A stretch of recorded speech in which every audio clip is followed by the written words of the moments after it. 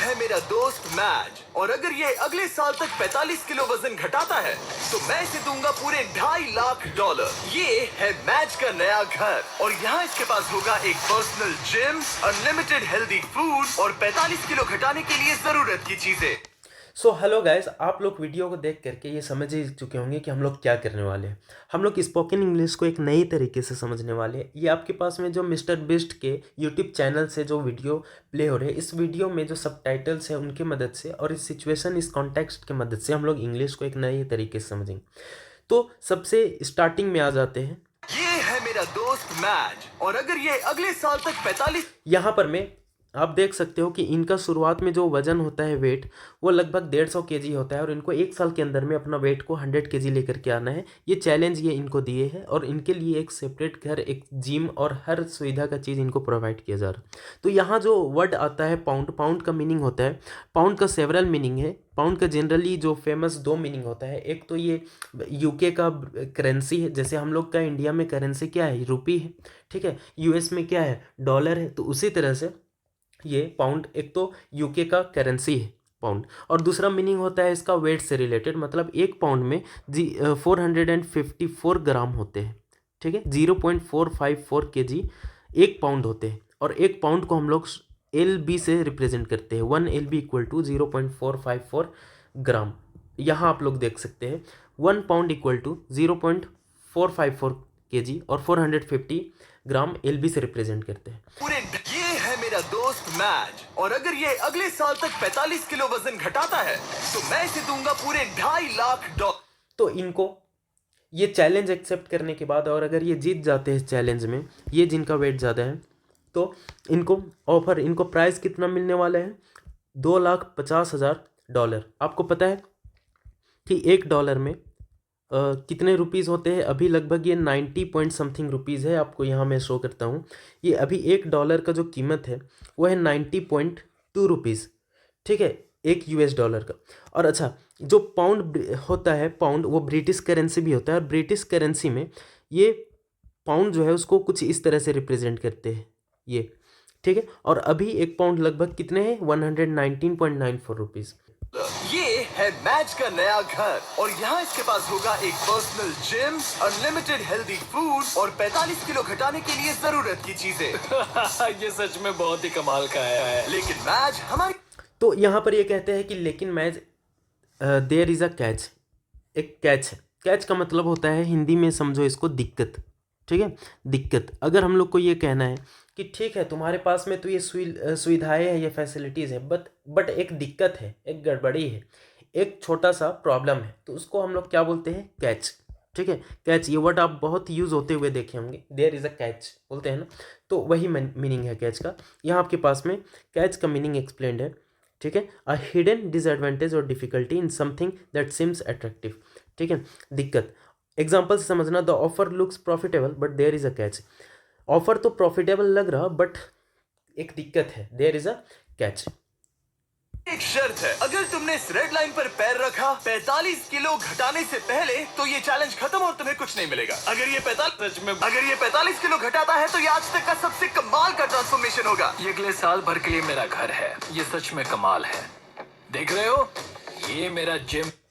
अब यहाँ एक चीज़ नोट करना, ये क्या पूछते हैं ना कि देख रहे हो, सी दैट, तो यहाँ पर मैं आर यू सीइंग क्यों नहीं हुआ, आर यू सीइंग दैट क्यों नहीं हुआ, क्योंकि सी मतलब तो देखना होता है, और देख रहे हो मतलब ये प्रेजेंट कंटिन्यूअस टेंस में कह रहे हैं, तो उस हिसाब से तो सीइंग होना चाहिए था, और आर यू सीइंग दैट होना चाहिए था, बट ये सी दैट कहा जा रहा। कौन सही है, ये या ये? तो मैं कहूँगा सही ये है, जो ये कह रहे हैं ये गलत है, ऊपर वाला गलत है। जो आपको लग रहा है ना आर यू सीइंग दैट होगा, वो गलत है। रीज़न क्यों, ये समझना। देखना जो मीनिंग होता है, सी वर्ड, ये एक स्टेटिव वर्ब है, सेंस ऑर्गन से रिलेटेड, जैसे सी, स्मेल, हेयर, ये सब जो वर्ड्स है ये सेंस ऑर्गन से रिलेटेड, ये भी स्टेटिव वर्ड्स में आते हैं। और स्टेटिव वर्ड्स कभी भी कंटिन्यूअस टेंस में यूज़ नहीं होते हैं, कंटिन्यूस मीनिंग हो भी रहा हो तो भी कंटिन्यूस टेंस में यूज़ नहीं होते हैं। तो किस में होते हैं, तो ये समझना, सबसे पहले सिंपल प्रेजेंट टेंस होता है, फिर प्रेजेंट कंटिन्यूस टेंस होता है, फिर प्रेजेंट परफेक्ट टेंस होता है, और फिर प्रेजेंट परफेक्ट कंटिन्यूस टेंस होता है। तो कभी भी अगर स्टेटिव वर्ब है ना, तो अगर वो स्टेटिव वर्ब है, अगर वो कंटिन्यूस भी मीनिंग है, तो वो कंटिन्यूस टेंस में कभी भी यूज़ नहीं होगा। कंटिन्यूस मीनिंग के लिए सिंपल प्रेजेंट में ही यूज़ होगा, ठीक है। प्रेजेंट कंटिन्यूस के लिए सिंपल प्रेजेंट ही यूज़ होगा, ठीक है। और ये चीज़ हर टेंस में है, जैसे कि फ्यूचर कंटिन्यूस के जगह में सिंपल फ्यूचर यूज़ होगा और पास्ट कंटिन्यूस के जगह में सिंपल पास्ट यूज़ होगा, ठीक। तो मैं इस प्रेजेंट को लेकर के आपको चीज़ें समझा रही हूँ। आप क्या करना ना, पास्ट और फ्यूचर में भी वही कंसेप्ट को यूज़ करना, सेम कंसेप्ट है। क्या, ये देखना, जैसे कि अगर सी मतलब देखना होता है, ये स्टेटिव वर्ब है, तो अगर मुझे ये कहना हो कि मैं देख रहा हूँ, तो आई एम सीइंग इट नहीं होगा कभी भी, ये होगा आई सी इट। रीज़न क्या है कि सी एक स्टेटिव वर्ब है, मतलब मैं देख रहा हूँ के लिए आई एम सीइंग इट कह दिए अगर हम, तो ये गलत हो जाएगा सेंटेंस, क्योंकि स्टेटिव वर्ब के लिए प्रेजेंट कंटिन्यूअस के लिए भी कौन यूज़ होता है, सिंपल प्रेजेंट। मतलब ये क्या यूज़ करना पड़ेगा हम लोगों को, आई सी इट कहना पड़ेगा, सिंपल प्रेजेंट कहना पड़ेगा। सेम चीज़ अगर मैं देख रहा हूँगा कहना हो फ्यूचर में, ठीक है, या ये कहना हो कि मैं देख रहा था पास्ट में, तो आई वॉज सीइंग अगर आप कह दोगे आई वॉज सीइंग दैट, तो ये गलत हो जाएगा सेंटेंस, ठीक है। आपको कहना पड़ेगा आई सॉ दैट, मैं वो देख रहा था मीनिंग भी है, तब भी आपको कहना होगा आई सॉ दैट, क्योंकि पास्ट कंटिन्यूअस के जगह में सिंपल पास्ट यूज़ होगा स्टेटिव वर्ब्स के लिए, ठीक है। तो इस जगह पे आप देख सकते हो प्रेजेंट में आई एम सीइंग इट के जगह में क्या यूज़ होगा, आई सी इट यूज़ होगा, क्योंकि प्रेजेंट कंटिन्यूअस के लिए सिंपल प्रेजेंट यूज़ होता है। उसी तरह से प्रेजेंट परफेक्ट कंटिन्यूअस टेंस के लिए प्रेजेंट परफेक्ट टेंस यूज़ में आएगा। अब ये चीज़ समझना है ना कि ठीक है, ये तो इंट्रोगेटिव सेंटेंस में है, तो यहाँ पर क्या चीज़ है, यहाँ पे मैं एक्सप्लेन करता हूँ आपको, देखना बहुत सिंपल है। ये सी दैट में ये क्या कह रहे हैं कि क्या तुम देख रहे हो, मतलब कि अगर मैं पॉजिटिव सेंटेंस कहूँ तो ये यूज़ होगा यू आर सीइंग दैट, मतलब तुम वहाँ देख रहे हो, ठीक है। अगर इसका इंट्रोगेटिव बनाना चाहूँ तो आपको पता है कि इंट्रोगेटिव बनाने के लिए सब्जेक्ट को बाद में जाना पड़ता है और हेल्पिंग वर्ब को पहले आना पड़ता है। मतलब ये यू आर सीइंग की जगह में आर यू सीइंग दैट हो जाएगा, आर यू सीइंग दैट हो जाएगा, तो ये इंट्रोगेटिव सेंटेंस बन गया। बट ये जब यही स्टेटिव वर्ब है सी, और ये कंटिन्यूअस अगर गलत हो चुका पॉजिटिव वाला, तो इंट्रोगेटिव वाला भी गलत ही होगा, मतलब ये दोनों गलत है। कहने का मतलब कि तुम वो देख रहे हो कहना हो तो हम लोग कहेंगे यू सी दैट, क्या कहेंगे, यू सी दैट, ठीक है। तुम वो देख रहे हो, मान लो पॉजिटिव सेंटेंस में कहना हो कि तुम देख रहे हो, तो यू सी दैट हम लोगों को कहना पड़ेगा। अब यहाँ आप समझो सिंपल प्रेजेंट टेंस में हमेशा ही सब्जेक्ट और मेन वर्ब के बीच में हेल्पिंग वर्ब छुपा होता है सिंपल प्रेजेंट टेंस में, और वो कौन सा हेल्पिंग वर्ब है, डू है। मतलब ये छुपा हुआ क्या है इसमें, डू। तो यू डू सी दैट, ये कंप्लीट सेंटेंस है। अब अगर इसका इंट्रोगेटिव बनाना हो तो आपको पता है इंट्रोगेटिव में हेल्पिंग वर्ब पहले आ जाता है और सब्जेक्ट बाद में, तो ये हो जाएगा डू यू सी दैट। ये बन गया क्या, डू यू सी दैट, और ये क्वेश्चन मार्क लग गया। बट अब समझना यहाँ पर एक सिंपल सा क्या है ना, सिंपल सा ये चीज़ है, कंसेप्ट ये है कि हमेशा ही क्या होता है कि जो नेटिव स्पीकर्स होते हैं, जो लोग बचपन से ही इंग्लिश बोल रहे हैं, जिनका मदर टंग ही इंग्लिश है, वो लोग क्या करते हैं ना, स्पोकन इंग्लिश में कभी भी अगर इंट्रोगेटिव सेंटेंस है तो इंट्रोगेटिव सेंटेंस से वो ऑक्सिलियरी वर्ब हेल्पिंग वर्ब को उड़ा देते हैं, ओमिट कर देते हैं। मतलब यहाँ से वो डू उड़ा देते हैं और बच जाता है सिर्फ यू सी दैट, ठीक है। बट अब आप पूछोगे कि फिर ये कैसा सेंटेंस हुआ, कैसे पता चलेगा इंट्रोगेटिव है, कैसे पता चलेगा कि क्वेश्चन पूछा जा रहा, क्योंकि ये तो सिंपल, ये तो पॉजिटिव सेंटेंस बन गया ना। तो इसके पीछे का आंसर ये है कि टोन से पता चलेगा, ठीक है। अभी भी एक्सप्रेशन यू सी दैट नहीं होगा, यू सी दैट कुछ इस तरह से होगा, और इस टोन से ही पता चल जाएगा कि सेंटेंस बताया जा रहा है या पूछा जा रहा है क्वेश्चन, और इस तरह से आप यूज़ कर सकते हो। तो हमेशा आप देखना ना कभी भी कि इंट्रोगेटिव सेंटेंसेस में जो हेल्पिंग वर्ब होता है उसको ओमिट कर दिया करते हैं नेटिव स्पीकर्स, और हम लोगों को भी वही करना है। ये मेरा गोल है, 45 किलो घटाने के लिए जो भी जरूरी है वो सब यहाँ पर है। ये बहुत लंबा चैलेंज होने वाला है, ये आज तक का सबसे लंबा चैलेंज हो सकता है और अब तक मुझे पता नहीं। तो आप यहाँ पर मैं देख सकते हो कि and I didn't know it yet, यहाँ पर में येट यूज़ हुआ है। येट का मीनिंग क्या है, येट का मीनिंग होता है अभी तक, येट का मीनिंग होता है अभी तक। अब यूज़ कैसे करते हैं देखना, येट जो है ना, ये हमेशा नेगेटिव सेंटेंसेस में और इंट्रोगेटिव सेंटेंसेस में, नेगेटिव को मैं शॉर्ट में ऐसे लिखा करूँगा और इंट्रोगेटिव को ऐसे, तो आप समझ जाना, ठीक है। तो येट हमेशा नेगेटिव और इंट्रोगेटिव सेंटेंस में यूज़ होता है। जैसे कि अगर मुझे ये कहना हो कि मैंने अभी तक ब्रेकफास्ट नहीं किया है, तो मैं कहूँगा I have not done breakfast yet. मतलब कि यहाँ पर मैं, ये सेंटेंस नेगेटिव था तो मैं येट को यूज़ कर सकता हूँ। अगर इंट्रोगेटिव को सेंटेंस हो कि क्या तुमने ब्रेकफास्ट कर लिया है, so have you done your breakfast yet. तो अगर सेंटेंस अगर इंट्रोगेटिव हो या नेगेटिव हो तो येट दोनों जगह में यूज़ हो सकता है। बट येट कभी भी पॉजिटिव सेंटेंसेस में यूज़ नहीं होता है। ये नहीं था कि मैच इस वीडियो में जिस सफर का अनुभव लेने वाला है वैसा आज तक हमने कभी रिकॉर्ड ही नहीं किया होगा। ये हमने इस चैनल पर दिखाई हुई आज तक की सबसे पावरफुल कहानियों में। आप यहाँ पर देखना, चैनल से पहले ऑन यूज़ हुआ है, तो ऑन जो प्रीपोजिशन है ना, ऑन प्रीपोजिशन वो चैनल वर्ड से पहले, जैसे कि चैनल है, on channel, on YouTube, on WhatsApp,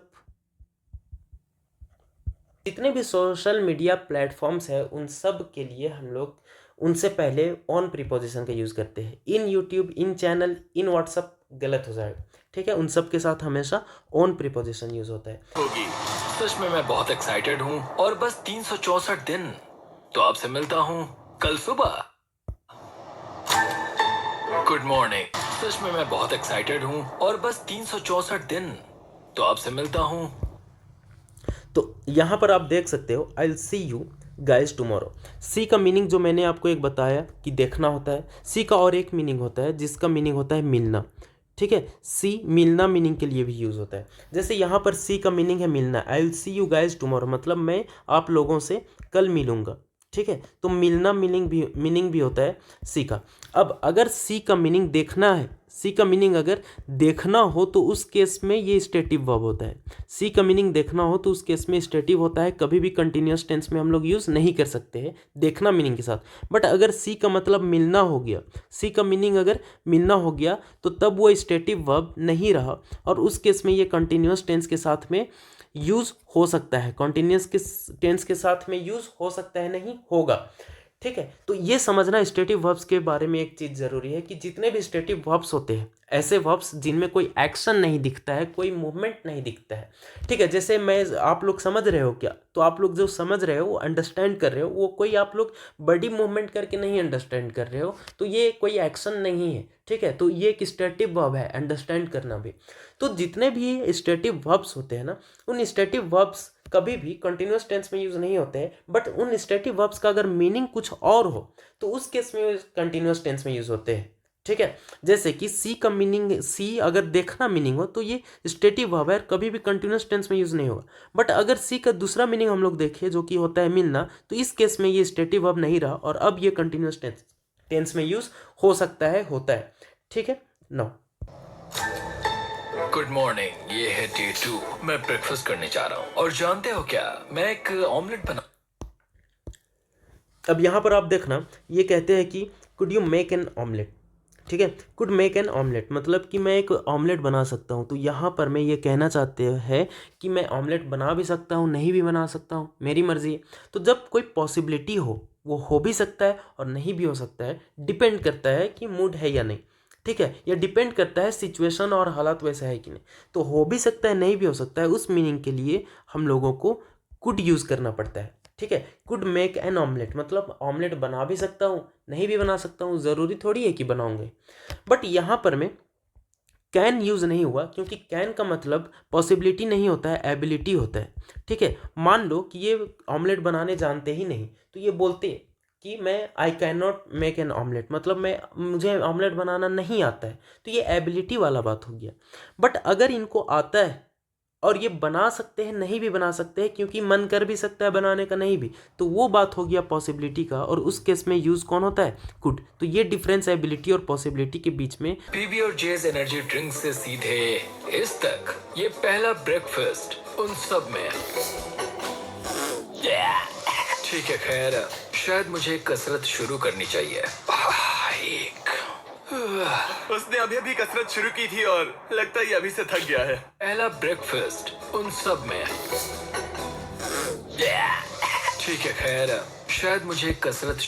तो आप लोग देखना 2 बार यूज़ हुआ अभी इसी जगह में वर्कआउट। वर्कआउट का मतलब होता है कसरत करना, एक्सरसाइज करना। वर्कआउट मतलब to do exercise, to do exercise. ठीक है, शुरू करनी चाहिए। उसने अभी अभी कसरत शुरू की थी और लगता है ये अभी से थक गया है। इसे पता चल गया है कि ये कितना मुश्किल होने वाला है, इसीलिए हमने एक ट्रेनर को बुलाया है। मैं उससे मिलवा। तो यहाँ पर मैं आप देखना लगातार 2 बार ये वर्ड गोना यूज हुआ है। ठीक है, तो which is why we got him a trainer, इसीलिए हमने उसे एक ट्रेनर दिलवाया। गॉट का मीनिंग होता है दिलवाना भी। जैसे कि आपको कोई बच्चा, छोटा बच्चा है घर में, तो बोल सकता है गेट मी एन आइसक्रीम, मुझे एक आइसक्रीम दिलवा दो प्लीज़। तो गेट का बहुत सारा मीनिंग होता है, 1-2 मीनिंग नहीं है, बहुत सारा मीनिंग। ठीक है, गेट का मीनिंग एक दिलवाना भी होता है, और यहाँ पर गेट का मीनिंग क्या है? दिलवाना। Which is why we got him a trainer. अब यहाँ देखो, I am gonna go introduce em. यहाँ पर समझना, ये आई एम जो है ये आई एम का शॉर्ट फॉर्म है। आई एम का ये शॉर्ट फॉर्म है एम, इसको हम लोग कॉन्ट्रैक्शन कहते हैं। ये कॉन्ट्रैक्टेड फॉर्म में लिखा हुआ भी है और प्रोनाउंस भी किया जा रहा है कॉन्ट्रैक्टेड फॉर्म में। आई एम नहीं कह के इसको एम कहा जा रहा है। ठीक है, और ये जो गोना आपके पास में लिखा है, ये एक्चुअली में गोइंग टू का कॉन्ट्रैक्टेड फॉर्म है गोना। गोइंग टू को हम लोग शॉर्ट में गोना कहते हैं। बट डिफरेंस ये है कि ये गोना जो है ना, वो इनफॉर्मल इंग्लिश में यूज़ होता है। स्पोकन इंग्लिश में आप यूज़ कर सकते हैं, इनफॉर्मली यूज़ कर सकते हैं। कभी बॉस के सामने या एडिटर को लेटर वगैरह लिखना हो या प्रिंसिपल को लेटर लिखना हो तो गोना मत यूज़ कर देना, गोइंग टू ही यूज़ करना पड़ेगा, और नहीं तो गलत हो जाएगा। गोइंग टू क्या है? फॉर्मल है, बट गोना क्या है? इनफॉर्मल है। ये है अनौपचारिक और ये है क्या? औपचारिक। ठीक है, मतलब मैं इंट्रोड्यूस करने जा रहा हूँ। ठीक है, ये क्या है? एम। ये देम को हम लोग शॉर्ट में क्या कहते हैं? EMM कहते हैं स्पोकन में। ठीक है, कसरत शुरू की थी और लगता है ये अभी से थक गया है। इसे पता चल गया है कि ये कितना मुश्किल होने वाला है, इसीलिए हमने एक ट्रेनर को बुलाया है। मैं उससे मिलवाता हूँ। ये है तुम्हारे पर्सनल ट्रेनर कोच वॉन। मेरा वजन घटाने आए हो? तो आप यहाँ देखो कि you are about to get me shredded. Yes sir. क्या तुम मेरा ये यू आर क्या है? यू आर को शॉर्ट में हम लोग कॉन्ट्रैक्टेड फॉर्म में योर कहते हैं। ठीक है, you are about to get me shredded. Shredded का मतलब होता है, जैसे ये आप देख सकते हो इनका कितना ज़्यादा अभी वेट है, तो वेट घटाना मतलब यहाँ कट्स वगैरह आ जाना बॉडी में, बॉडी बहुत शानदार तरीके से, फिट तरीके से बन जाना, इसको हम लोग श्रेड हो जाना कहते हैं। ठीक है, यहाँ पर आप देखो, यहाँ पर मैंने लिख के रखा है श्रेडेड मतलब to help someone build visible muscles and very low body fat. मतलब कि किसी को हेल्प करना, श्रेड करना मतलब बॉडी बना लेना और बॉडी फैट को बहुत कम कर लेना, ये मीनिंग होता है। ठीक है, सही समझे। मेरी ये तोंद कम करो। तो आप यहाँ देख सकते हो कि ये कहते हैं मेरी ये तोंद कम करोगे। तो अबाउट टू लूज दिस बेली, मेरी ये तोंद कम करोगे। अब यहाँ पहले ये समझो कि ये हाँ कहते हैं रिप्लाई में। ये यस को हम लोग और एक वर्ड यूज़ करते हैं यस के लिए, और वो है यप। डिफरेंस ये है कि यस फॉर्मल वर्ड है। ठीक है, ऑफिसेस वगैरह में आप फॉर्मल तरीके से, औपचारिक तरीके से यस कहना, बट फ्रेंड्स के बीच में आपको हाँ कहना है तो आप यप कह सकते हो। ठीक है, यस नहीं कह के आप यप कह सकते हो। अगर हम लोग को नो कहना हो तो फॉर्मल वर्ड है नो। नो क्या है? फॉर्मल वर्ड है, बट इसी का जो इनफॉर्मल वर्ड है यप की तरह, वो है नोप, NOPE नोप। इसको हम लोग नो मीनिंग के लिए यूज़ कर सकते हैं, बट इनफॉर्मली फ्रेंड्स के बीच में, ऑफिसेस में नहीं, बॉस के सामने नहीं, एडिटर्स के सामने नहीं। ठीक है, अब अगला इसके बाद में जो वर्ड है आपके पास में, वो लिखा है बेली, मतलब अबाउट टू लूज दिस बेली, कि मेरी, ये क्या कहते हैं कि मेरी तोंद कम करोगे। तो कुछ वर्ड्स देखना आपके पास में है, जैसे कि बेली हो गया आपके पास में हो गया पॉन्च, आपके पास में वर्ड हो गया पॉन्च, एक वर्ड हो गया स्टमक और एक वर्ड हो गया एब्डोमेन। क्या डिफरेंस है इन वर्ड्स में? ये डिफरेंस ये है कि अगर हम लोग बात करें एब्डोमेन का, सबसे पहले हम लोग बात करें बेली का, तो आपके चेस्ट से नीचे का जो पोर्शन है, ठीक है, पूरा, जिसको हम लोग पेट कहते हैं, वो बेली कहलाया। पेट मतलब बेली। इसी बेली के लिए जो साइंटिफिक वर्ड है डॉक्टर्स लोग के लिए, मेडिकल वर्ड जो है, जो बुक साइंस बुक्स के लिए जो वर्ड है, वो है एब्डोमेन। ठीक है, ये डिफरेंस तो क्लियर हो गया। अब अगर मान लो आपका वो, ये जो पेट है बेली, वो कुछ ज़्यादा ही बाहर निकला हुआ हो, ठीक है, वो प्रोट्रूडिंग हो, ठीक है, बल्ज्ड आउट हो, पेट निकला हुआ हो, तो उसको हम लोग जो तोंद निकल जाना कहते हैं। तो उसके लिए जो वर्ड यूज़ होता है वो है पॉन्च। ठीक है, तोंद के लिए जो वर्ड यूज़ होगा वो होगा पॉन्च। ठीक है, और स्टमक क्या है? एब्डोमेन के अंदर में जो एक ऑर्गन होता है, जो फूड पाइप से जहाँ खाना इंटर करता है जिस ऑर्गन में, उसको हम लोग स्टमक कहते हैं। ये आपके पास में मैं एक इमेज शो कर दूंगा स्टमक क्या है उस चीज़ पर। ठीक है, ये सब को मैंने यहाँ लिख रखा है, एक बार आप देख लो। बेली क्या है? इनफॉर्मल वर्ड है। ठीक है, पार्ट बिलो चेस्ट मतलब पेट। एब्डोमेन क्या है? साइंटिफिक वर्ड फॉर बेली, बेली के लिए ही साइंटिफिक वर्ड है। पॉन्च क्या है? फैटी बेली, मतलब बेली अगर फैटी हो जाए, बल्ज्ड आउट हो जाए, प्रोट्रूडिंग हो जाए, तो उसे हम लोग क्या कहते हैं? पॉन्च कहते हैं, तोंद कहते हैं। ठीक है, और स्टमक क्या हो गया? इंटरनल ऑर्गन हो गया।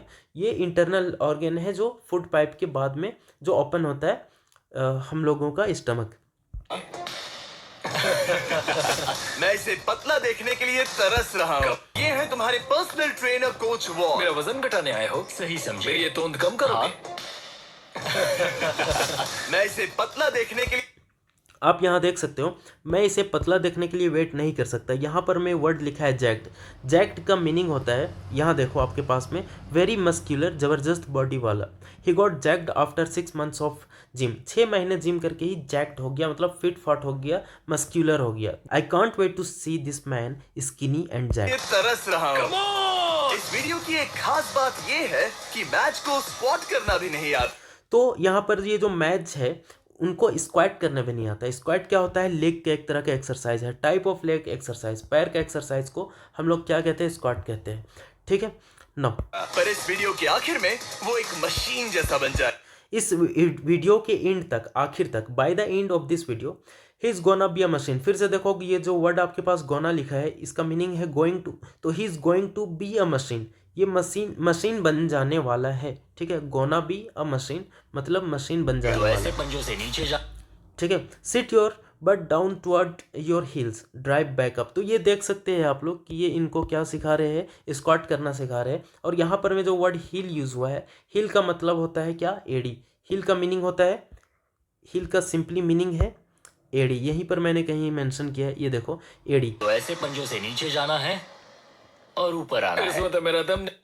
तो आप देख सकते हो यहाँ पे ये कहते हैं कि I might poop my self doing that, मतलब कि इसमें तो मेरा पूप हो जाएगा। क्या मीनिंग है पूप का? पूप का मीनिंग क्या है ये देखना आप। यहाँ पर मैं ह्यूमन और animal waste, stool, faeces, etc. जो ह्यूमन वेस्ट होता है, एनिमल वेस्ट होता है, जिसको हम लोग स्टूल कहते हैं, स्टूल होता है ना, स्टूल चेकअप जो, वो स्टूल, जिसको हम लोग फेसेस भी कहते हैं। अब देखना ये दो वर्ड लिखा है आपके पास में, फेसेस। क्या डिफरेंस है? यूएस इंग्लिश में फेसेस FECES होता है और यूके में FAECES होता है। ये साइंटिफिक वर्ड है। ये जो फेसेस लिखा है ये साइंस बुक का वर्ड है, बट ये पूप ये जो है ये नॉन इनफॉर्मल वर्ड है। एग्जाम्पल के लिए देखना, पूप जो वर्ड है ये वर्ब भी है, नाउन भी है। वर्ब की तरह किस तरह यूज होगा? आई नीड टू पूप, मतलब मुझे पॉटी करनी है। और अगर मैं नाउन की तरह इसका यूज बताना चाहूँ तो watch your step, there is a poop, there is poop, मतलब कि कदम संभाल के, वहाँ पर में क्या है? वहाँ पर में स्टूल है, कदम संभाल के कहीं पैर में ना लग जाए तुम्हें। ठीक है, तो I might poop my self doing that. निकल जाएगा। 45 किलो घटाने के बाद जिंदगी कितनी बदल जाएगी? मैं बहुत खुश रहूंगा, जिंदगी ही बदल जाएगी। मैं मेरे परिवार के साथ रह पाऊंगा। मेरे भांजा और भांजी मेरे लिए। तो यहाँ देखना जो वर्ड्स यूज हुआ है, my niece and nephew, that's really the most important. So तो नीस का मतलब क्या होता है? यहाँ आपके पास में लिखा है, नीस का मीनिंग होता है डॉटर ऑफ योर ब्रदर और सिस्टर, मतलब आपके किसी भाई का या आपके किसी बहन का। ठीक है, जो बेटी होती है उसे हम लोग नीस कहते हैं। मतलब अगर आपके भाई की बेटी है तब तो भतीजी हो गई, और आपके बहन की बेटी है तो भांजी हो गई। मतलब आपके किसी भी कज़न की अगर वो बेटी हुई तो नीस कहलाएगी। और अगर वो आपके किसी भी कज़न का या खुद का भाई, अगर वो खुद का भाई रहा या कोई भी कज़न ब्रदर रहा, ठीक है, खुद की बहन रही या कोई भी कज़न बहन हुई, तो उस केस में उनका जो सन होगा, बेटा होगा, उसे हम लोग क्या कहेंगे? नेफ्यू कहेंगे। ठीक है। मैच की फिटनेस जर्नी की शुरुआत बहुत ही बढ़िया रही थी। वो इनक्रेडिबल का मीनिंग होता है कमाल का, ठीक है। एक दिन हमेशा एक्टिव रहता था, 5 गुड कम ऑन। पर क्योंकि हम महीने में बस एक बार उसका वजन ले रहे थे तो वो नहीं जानता था कि उसने कितना प्रोग्रेस किया है। 45 किलो बहुत मुश्किल है, पता नहीं थोड़ा भी कम हुआ है। हमेशा एक्टिव रहता था, 5 गुड कम ऑन। पर क्योंकि हम महीने में बस अब यहाँ देखना, but since we were only weighing him once a month. तो सिंस का मीनिंग होता है बिकॉज। सिंस का क्या मीनिंग होता है? बिकॉज। मतलब but since we were only weighing, but because we were only weighing, ठीक है। अगर आप इसको हिंदी मीनिंग समझना चाहो तो इसका मीनिंग होता है चूंकि, ठीक है। चूंकि हम लोग उसे महीने में ही वजन करते थे तो इसलिए पता नहीं चल पाया था कि कितना वजन उनका घटा है।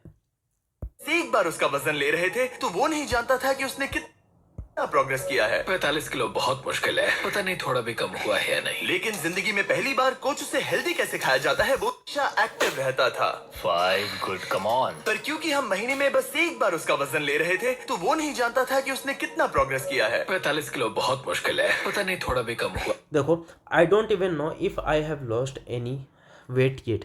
पता नहीं कुछ वजन कम हुआ है भी या नहीं। तो I don't even know if I have lost any weight yet. अगर आप लोग एक पहले तो ये देखो कि आई डोंट इवन नो, ये आपको देख सकते हो आप कि ये नेगेटिव सेंटेंस है इसलिए येट यूज़ हुआ है, ठीक है। दूसरा चीज़ ये समझना है कि अगर आपको ये कहना हो डेली लाइफ में कि पता नहीं वो आया भी है कि नहीं, तो I don't know, I don't know, I don't even know if he has come yet. पता नहीं वो आया है भी कि नहीं। तो इस तरह का सेंटेंसेस के लिए हम लोग क्या यूज़ करते हैं? इफ़ के बाद में ऐसे सेंटेंस का यूज़ करते हैं। जैसे कि आपको कहना हो कि पता नहीं वो एग्री करेगा भी या नहीं, तो I don't know, I don't even know if he will agree, if he will agree. तो पता नहीं ऐसा होगा भी कि नहीं, तो उसके लिए हम लोग क्या यूज़ करते हैं? इफ़ का यूज़ करके सेंटेंस को कुछ इस तरह से हम लोग सेंटेंस का अगला पार्ट को यूज़ करते हैं। लेकिन जिंदगी में पहली बार कोच उसे हेल्दी कैसे खाया जाता है वो सिखा रहे थे। आज कोच खाना बना रहे हैं, ये ग्रिल करना सिखा रहे हैं। ग्रिल का मतलब होता है कि जैसे कि मान लो कि आपके पास में कुछ ऐसे अरेंजमेंट है और आप नीचे से आग जलाए हुए हो और इस ऊपर में कोई भी चीज़ को पनीर वगैरह रख करके आप इसको जो फायर प्रोड्यूस हो रहा है उस फायर से आप इसको हीटअप कर रहे हो, ठीक है। तो इसको हम लोग ग्रिल करना कहते हैं, ठीक है। ये बढ़िया है। बहुत ही बढ़िया है। ट्रेनर ने तुम्हारे लिए प्लान बनाया है। तुम दिन में पूरे 18,000 स्टेप्स पूरे करोगे। हाँ। हफ्ते में 5 दिन वेट उठाया करोगे समझ और गया। हर दिन बस 2500 कैलोरीज ही खाओगे। अब ये लाइफ चेंजिंग है। हाँ, तुम दिन में पूरे 18,000 स्टेप्स पूरे करोगे। हाँ। हफ्ते में 5 दिन वेट उठाया करोगे समझ गया। और हर दिन तो आप यहाँ पर मैं देख सकते हो कि इनको वेट घटाने के लिए कितना रिस्ट्रिक्शंस लगाया जा रहा। इनको कहा जा रहा कि 2500 कैलोरी सिर्फ खाओगे। तो कैलोरी का क्या मीनिंग होता है? कैलोरी क्या है कि एनर्जी का एक यूनिट है। जिस तरह से हम लोग बाइक चलाते हैं ना, तो बाइक में पेट्रोल चाहिए होता है, तो पेट्रोल एक ही एनर्जी है, एक तरह से वो एनर्जी का सोर्स है, ठीक है। तो उसी तरह से हम लोगों को चलने फिरने के लिए, डेली लाइफ एक्टिविटीज़ करने के लिए जो एनर्जी चाहिए होता है, तो उस एनर्जी को हम लोग मेज़र करते हैं कैलोरी की यूनिट में, ठीक है। अगर ऐसे समझना हो जैसे कि एक चपाती जो होता है ना, उसमें लगभग 70 to 80 कैलोरी एनर्जी होता है, कुछ इस तरह से समझो, ठीक है। तो ये आप इसको इस तरह से समझ सकते हो। यहाँ देखना, कैलोरी यूनिट ऑफ एनर्जी है, ऊर्जा का माप। एक चपाती में लगभग 70 to 80 कैलोरी एनर्जी होता है। अब आप लोग को ये पता करना है, आप लोग ऐसे समझ सकते हो कि डेली ह्यूमन बींग को ना लगभग कितना कैलोरी इंटेक चाहिए होता है। मान लो कि मेरा बॉडी वेट 60 kg है, तो मुझे 25 से मल्टीप्लाई करना पड़ेगा और ये कुछ 1500 कैलोरी निकल करके आएगा। तो मुझे 1500 कैलोरी डे में चाहिए होगा। तो आप सोचो इनका वेट लगभग कितना था? इनका वेट लगभग 150 kg था। तो उस हिसाब से आप इसको अगर 25 से मल्टीप्लाई करो तो बहुत ज़्यादा रिक्वायरमेंट बन जाता है जो इनको लेना पड़ता है कैलोरी। बट इनका कैलोरी कट करके कितना कर दिया जा रहा है? 2500, ताकि इनका वेट क्या हो सके? कम हो सके, कैलोरी डेफिसिट करके। बस 2500 कैलोरीज ही खाओगे। हाँ, ये लाइफ चेंजिंग है। हाँ, मुझे हेल्दीली कम करना है। मैं बस ये खाते आ रहा हूँ, इसी से मेरा पेट भर रहा हूँ। ये एक बदला हुआ मैश्ड है, पहले वाला। बस 2500 कैलोरीज ही खाओगे। हाँ, ये लाइफ चेंजिंग है। हाँ, मुझे हेल्दीली कम करना है। मैं बस ये खाते आ रहा हूँ। अब आप यहाँ पर देख सकते हो कि ये कहते हैं कि मैं यही खाते आ रहा हूँ, this is what I have been eating. ये अगर इनको ये कहना होता कि मैं ये खा रहा हूँ, मतलब अभी प्रेजेंट में सिर्फ खा रहा हूँ, इससे पहले नहीं खा रहा था, तो ये कहते हैं कि आई एम ईटिंग। क्या कहते हैं ये? I am eating. बट ये एक्चुअली में बताना चाह रहे हैं कि पिछले 1 महीने से लगभग जितना दिन भी बीत चुका है 1 साल के चैलेंज में, पिछले मान लो 1 महीना बीत चुका है, तो पिछले 1 महीने से डेली ये खाते आ रहे हैं, मतलब ये खा रहे। भले आप ये कहना चाहो कि मैं खा रहा हूँ, बट अगर ये अंडरस्टूड है कि पिछले 1 महीना से एक्टिविटी हो रहा, तो अब आप इसको प्रेजेंट कंटिन्यूअस में नहीं कह सकते। आप लोगों को इसी सेंटेंस को प्रेजेंट परफेक्ट कंटिन्यूअस टेंस में कहना पड़ेगा।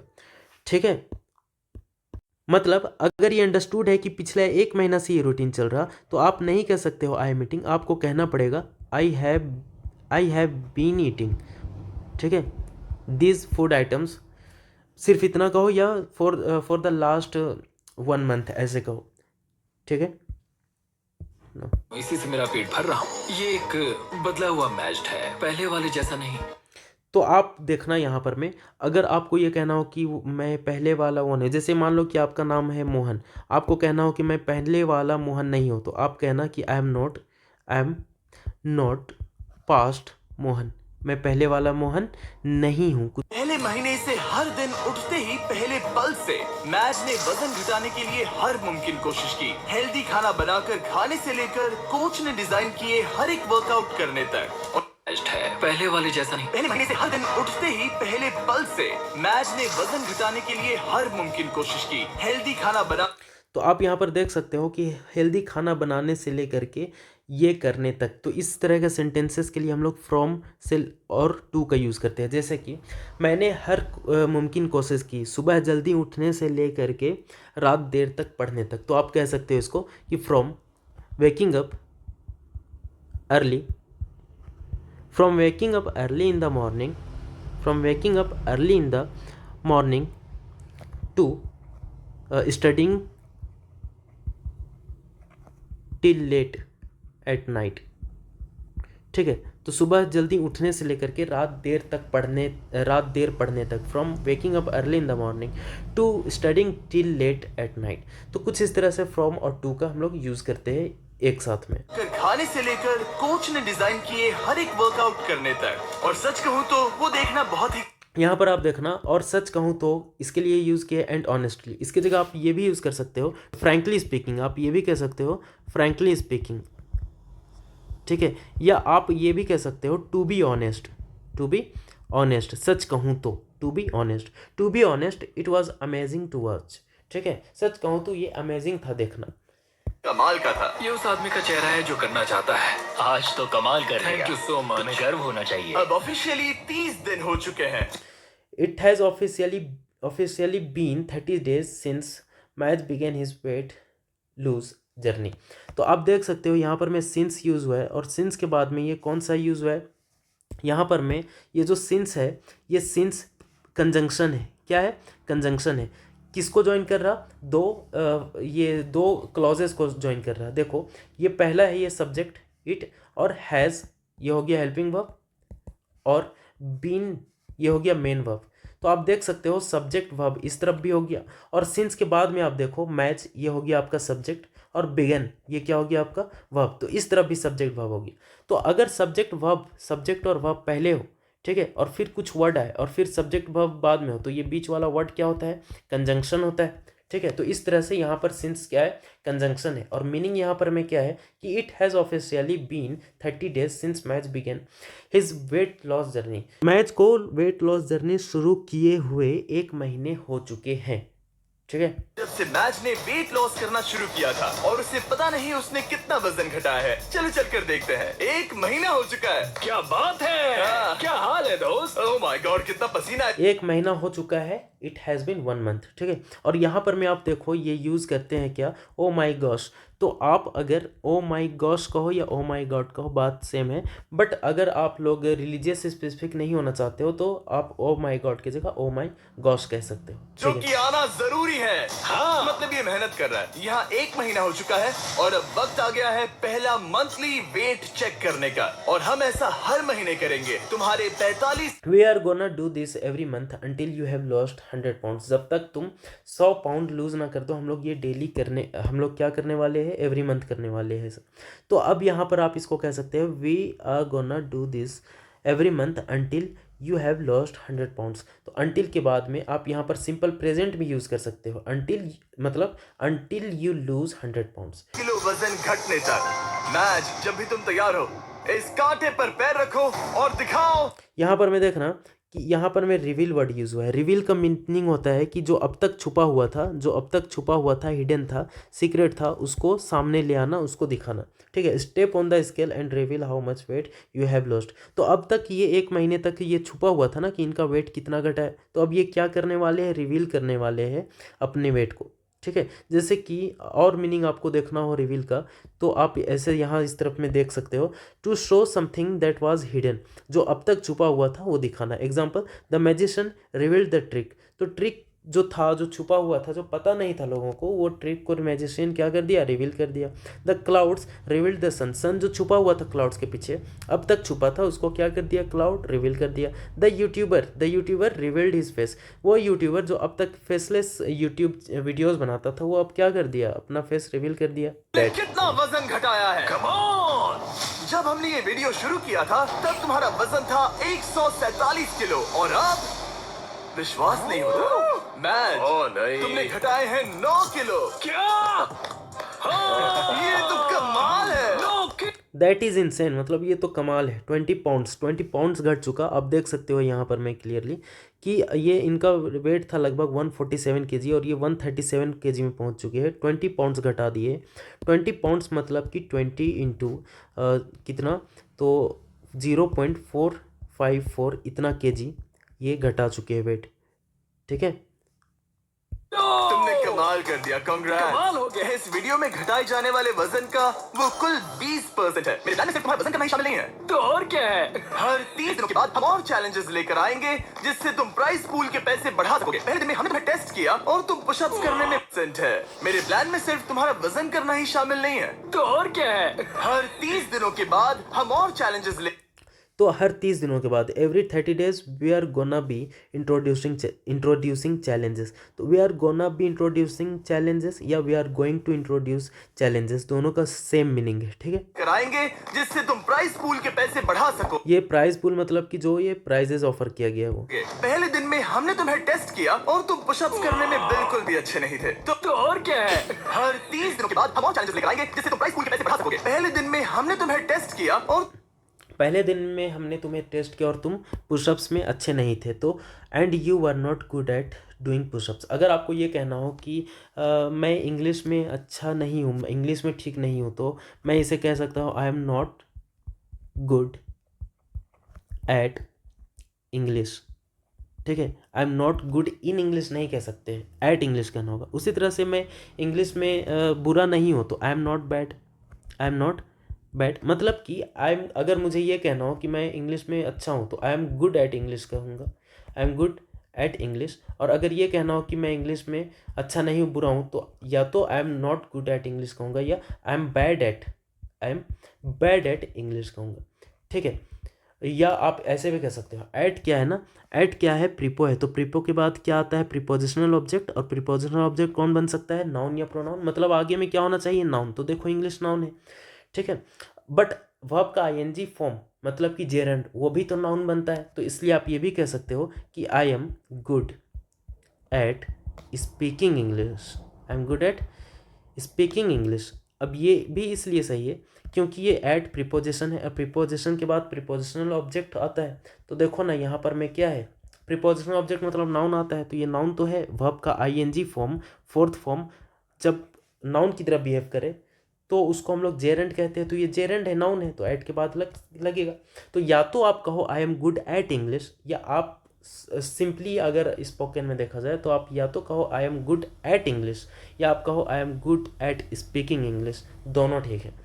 पुशअप्स बिल्कुल भी अच्छे नहीं थे। तो तुम्हारा पहला चैलेंज है, तुम्हारे 60वें दिन पर तुम्हारे दूसरे महीने का चैलेंज होगा, वो हर एक पुशअप जो तुम करोगे उसके लिए मैं $1000 प्राइस पूरे करूंगा। अगर तुम 100 पुशअप्स करते हो तो मैं तुम्हें दूंगा $1,00,000। हर सिंगल पुशअप्स के लिए $1000 एक्स्ट्रा इनको प्राइस में ऐड किया जा रहा है। पागलपन है ये, बहुत ज्यादा है। Anyways, अगला बजट बताएं। Bye Jimmy, thanks. इससे हम अगले 30 दिनों में क्या उम्मीद कर सकते हैं? धीरे धीरे हम उसकी कैलोरीज को कम कर देंगे और एक्टिविटीज बढ़ा देंगे, कार्डियो बेहतर करेंगे। तो वीडियो के साथ साथ उसकी मुश्किलें भी बढ़ जाएंगी। उसे तकलीफ होने वाली है, ये उसके लिए बहुत मुश्किल होगा। और आगे बढ़ते हुए जब मैच 9 किलो घटाएगा, हम उसके फिजिकल अपीयरेंस में बदलाव होते देख पाएंगे। 9 किलो वजन घटाया है, जो कमाल की बात। उसे तकलीफ होने वाली है, ये उसके लिए बहुत मुश्किल होगा। और आगे बढ़ते हुए जब मैच 9 किलो घटाएगा, हम उसके फिजिकल तो नोटिसेबल डिफरेंस का मतलब होता है कि ऐसा डिफरेंस, ऐसा बदलाव जो वहाँ दिख रहा, क्लियरली नज़र आ रहा। जैसे इनका जो प्रोट्रूडिंग बेली था शुरुआत में, तो बाद में ये क्या होगा कि पेट अंदर जाने लग गया, तो नोटिसेबल डिफरेंस वो कहलाया। ठीक है, मतलब वो कोई भी नोटिस कर सकता है उस डिफरेंस को। अपीयरेंस में बदलाव होते देख पाएंगे। 9 किलो वजन घटाया है, जो कमाल की बात है। पर ये ऐसा नहीं है कि चलो 9 किलो कम हो गया, अब चलते हैं। चैलेंज 45 किलो कम करने का है और मैं कोच वॉल की मदद से वो जरूर पूरा कर पाऊंगा। और उन्होंने ठीक वैसा ही किया। तो look at this guys. 22, 23। Match ने पूरी तरह से ठान लिया था। तो match was the definition of determined. हाँ, डिटरमिन्ड होने का ये एक डेफिनेशन बन गया था, क्योंकि ये उतना स्ट्रगल करते हुए नजर आ रहे थे। 325। और उसके साथ थे कोच और उसका बेस्ट फ्रेंड चैंडलर। ऐसे ही साथ देते रहो, बहुत खूब। आप एक चीज़ यहाँ देखो, यहाँ पर मैं एक कॉज, हम लोग ना बिकॉज जो वर्ड है बिकॉज, उसको हम लोग शॉर्ट में कॉज कहते हैं। ठीक है, लिखते भी कॉज है और पढ़ते भी है। अगर आप कॉज कह देना स्पोकन इंग्लिश में तो सही है, कोई दिक्कत नहीं है। Cause when the opportunity arises where. ठीक है, अब बहुत जगह ये CUZ कज इतना भी लिखा हुआ दिखता है।